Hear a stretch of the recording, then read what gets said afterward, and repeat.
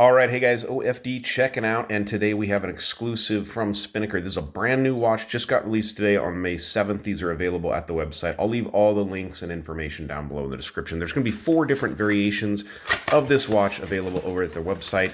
I picked out the particular one we're going to show here on the channel today. Nice boxing, nice new boxing here from Spinnaker. It has this nice canvas-coated, almost like a sailcloth-coated box, which really feels nice and sturdy. I like the way they've done that. And inside of here, we have the new Spinnaker Hull Chronograph. Let's go ahead and get this out of here. Push the box there to the side a little bit, and let's take a look at the watch. Now, I've taken all the plastic off of the bracelet and off of the strap, or, you know, the watch head, but I did leave the plastic on the crystal, so let's go ahead and peel that off.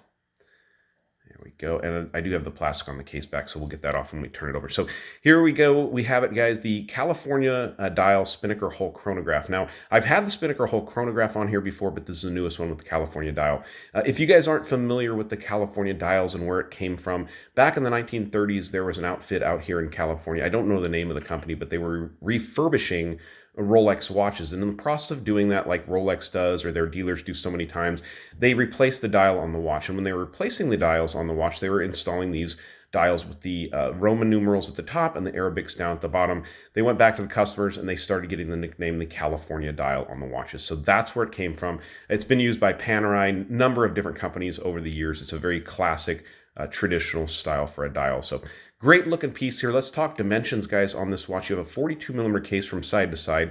47.6 is what I measure lug tip to lug tip.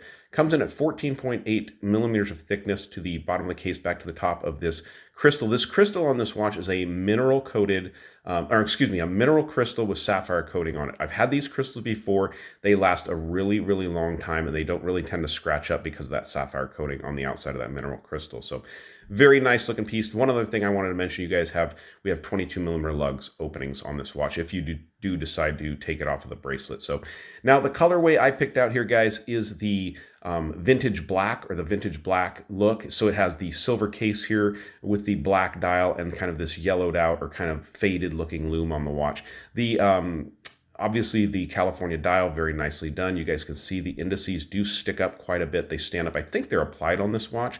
With the chronograph functionality, you do get a 24-hour dial over here at the 3 o'clock position. This is your 1-hour counter for your chronograph functionality. Matter of fact, let's go ahead and get the chronograph moving on this watch.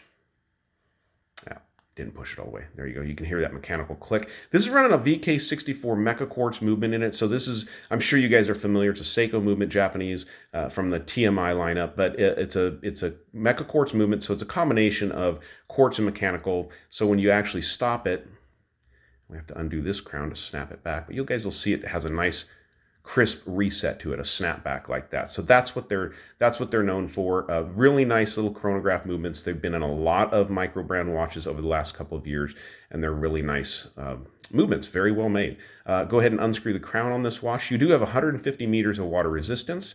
We're gonna go ahead and move the hands around and get them in a better position for the video here. I know 150 is always a pretty good one there. Get those out of the way. Hands, nice clean stick hands on this watch, reaching all the way out to your tracks as you would like. So very nicely done there. The case on the watch is beautiful. You have polishing, as you can see here, brushing on the tops of the lugs. A combination of brushing and polishing on the side of the bracelet. You have polishing along the side here, brushing on the top. Jubilee style bracelet on this watch. Looks really, really nice. Now, you do have, on a couple of the models, they have a blue dial, they have an oxblood red dial, they have an all blacked out one that's all PVD and blacked out, so even it's got the black bezel, the whole case is blacked out. This is the vintage black one, so you have the blacked out bezel. The silver, the blue one and the red one both have a silver bezel on them, so like the original chronograph that I have, the original Hull chronograph. So very nice looking. Actually, I'll grab that one in here just a second when we do the wrist shot, and I'll compare the two together so you can see what they look like. But the bracelet is very, very nicely done. You can see signed Spinnaker. It's got a little smudge from the plastic that was on there. 2 push button clasp assembly, nice machine bars here. Take a look at the case back. You can see there, little engraving there on the case back. Let's go ahead and peel the case back sticker off. Get that off and see if there's anything else on there you guys need to see. Pretty much all the information you need to know about the watch there on the case back, that Mecha Quartz movement. And looking over here at the side, you also have a signed crown on the watch, which looks good, polishing done along the sides. I think this is a simple split pin bracelet, which would make sense, easy to adjust. It'll be really easy to adjust. But let's go ahead and pause it for a second, get this watch on my 7-inch wrist, and then definitely stick around for the lume shot because these Spinnaker hulls have really, really nice lume on them. All right, so I haven't adjusted it to my wrist, but this is what it looks like on my 7-inch wrist. Great, great looking watch here. With this under 48 lug tip to lug tip, it fits the wrist just perfectly. 42mm case from side to side. I love the way this watch looks. I didn't show you guys the hang tag, so here's the hang tag for this particular model. This is the SP5092-11. So good looking piece. I went and grabbed the other whole chronograph that I have here out of the watch box here, just to show them together. This is the last version they made of the whole chronograph, and you can see the blue and the red model in the new California dial are going to have this silver bezel like this on them. So very, very nice looking watches. You have that pebble dial on here. I don't think I got it close enough for you guys to actually see that or at an angle, but it does have this beautiful texturing to the dial.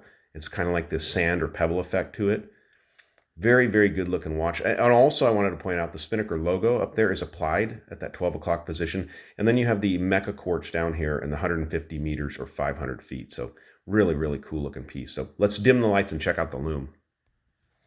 All right, already getting a little glow, just shutting off the studio lights. Now, these watches, like I said, I'm going to leave links down below in the description. They're going for $285 right now over at the Spinnaker website, which is really a good deal for how much watch you're getting here. It's a great, great looking timepiece. You have this Jubilee bracelet on all stainless steel construction. Just a really, really nice piece, especially running that tried and true VK64 Mecha Quartz movement.